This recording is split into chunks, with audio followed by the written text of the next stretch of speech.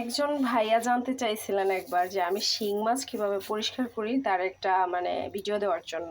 তো যাই হোক, ফাইনালি একটা ভিডিও নিয়ে চলে আসলাম। আসলে শিং মাছ পরিষ্কার করা যে একেবারে কঠিন তা না। আমি আগে মাঝে মাঝে যে পেঁপে পাতা, পেঁপের খোসা ব্লেন্ডার করে পরিষ্কার করতাম, মাখায় রাখতাম, খুব ইজিলি পরিষ্কার হয়ে যেত। আর এখন যেভাবে পরিষ্কার করি সেটা হচ্ছে যে পাটার মধ্যে মোটা লবণ, ন্যাচারালি আমি মোটা লবণ একটু বেশি পছন্দ করি। এই মাছ পরিষ্কার করার ক্ষেত্রে আমি মোটা লবণ দিয়ে রান্না করি না, মোটা লবণ দিয়ে শুধু মাছ খাচ্ছি বা মাছ পরিষ্কার করি। মোটা লবণ প্রায় শেষ, সেটা আমি আলাদা করে রাখি।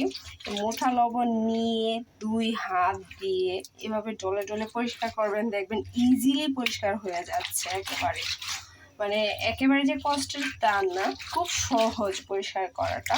তো যাই হোক, আমি 2 হাত দিয়ে পরিষ্কার করে নিয়েছি। এখন জাস্ট আপনাদের কাছে দেখাচ্ছি আর কি। আমার পরিষ্কার আরেকটু হবে, আর আমি এই সাইডগুলা কেটে ফেলে দিব, এই যে এই সাইডগুলা, তাহলে কালো কালো অংশটা থাকবে না, একেবারেই সাদা ধবধবা হয়ে যাবে। আমি যখন মালসার মধ্যে আমি মাটির মালসাকে সবসময় পরিষ্কার করি, তো মাটির মালসার মধ্যে নিয়ে যখন খাঁচা দিব, খুঁজবো, তখন কিন্তু এটা আরও বেশি পরিষ্কার হয়ে যাবে। তো যাই হোক, জাস্ট আপনাদের সাথে শেয়ার করলাম আর কি, আপনাদেরও উপকার হবে অনেকটা আশা করি। ধন্যবাদ সবাইকে।